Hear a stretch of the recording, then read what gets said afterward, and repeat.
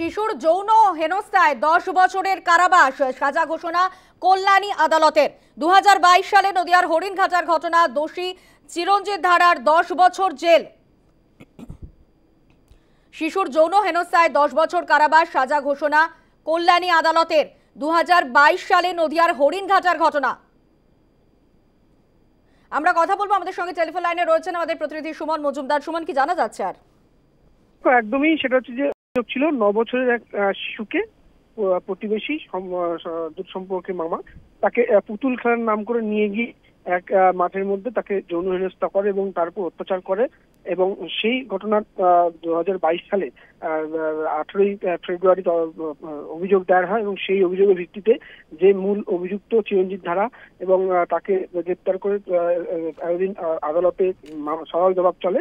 সেখানে দেখা যায় যে 10 বছর আজকে এডিজে কোর্ট কল্যাণী আদালতে তিনি কিন্তু 10 বছরের সাজা ঘোষণা করেছেন এবং 5,000 টাকা জরিমানাও ঘোষণা করেছেন। পাশাপাশি এই যে ভিকটিম রয়েছে এবং এই যে যে যৌন হেনস্থা যার উপর হয়েছে তাকেও একটা কম্পেনসেশন দেওয়ার কথা ঘোষণা করেছে কোর্ট। তবে স্বভাবতই এই ধরনের ঘটনাগুলোকে রোধ করার জন্য এরকম সাজা দেওয়ার দরকার রয়েছে, এমনটা কিন্তু মনে করছেন পাবলিক সরকারি আইনজীবীরা। এবং যাতে এরকম ঘটনা এড়ানো যায়, এইরকম ভাবে এই যৌন হেনস্থা থেকে শুরু করে যে বিশেষ করে এই শিশু এবং নারীদের উপর অত্যাচার যাতে বন্ধ হয়, তার জন্য কিন্তু এই ধরনের যে মামলাগুলোতে কনভিকশন হওয়া দরকার এবং সেখানে 10 বছরের নির্দেশ দিয়েছে কারাবাসের। এবং এইটাতে কিন্তু যথেষ্টই এই অপরাধগুলো কমবে বলে মনে করছে আইনজীবী মহল।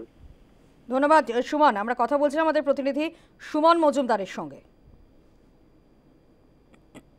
তদন্তকারী পুলিশ অফিসার কি বলছেন শোনাবো।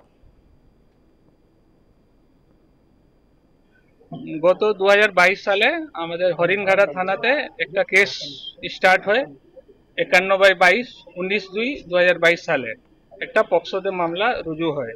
ঘটনাটা হয়েছিল, একটা ভিজি ছিল 9 বছরের, ওকে একজন চিরঞ্জিত ধারা বলে একজন অ্যাসল্ট করেছিল, সেক্সুয়ালি অ্যাসল্ট। তাড়াতাড়ি কেস রুজু হওয়ার পর স্টার্ট হওয়ার পর সঙ্গে সঙ্গে অ্যাকশন নেওয়া হলো, আসামিকে অ্যারেস্ট করা হলো, তদন্ত করে ভালোভাবে টাইমলি চার্জশিট দেওয়া হয়েছিল। তারপর থেকে কেসটা কোর্টে ট্রায়াল চলছিল। ট্রায়ালে লার্নেড পিপি এনারা আর আমরা ভালো করে মনিটর করে এটা কেসটা দেখে গতকালকে এই কেসে কনভিকশন হয়েছে। আর আজকে ওই কনভিকশনে 10 বছরের সাজা হয়েছে। আইনজীবী কি বলছেন এই প্রসঙ্গে শোনাবো।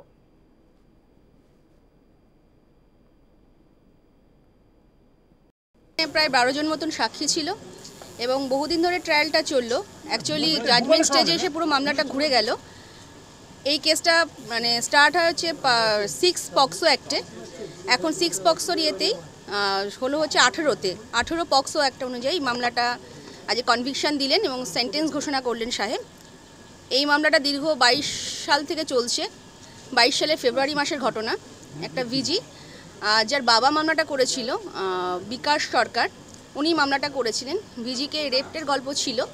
পরবর্তীকালে ডিপোজিশন অনুযায়ী বা 164, 161 সমস্ত কিছু এক্সিবিট করে পরবর্তীকালে যেটা হলো 6-এর এতেই 18তে দিলেন।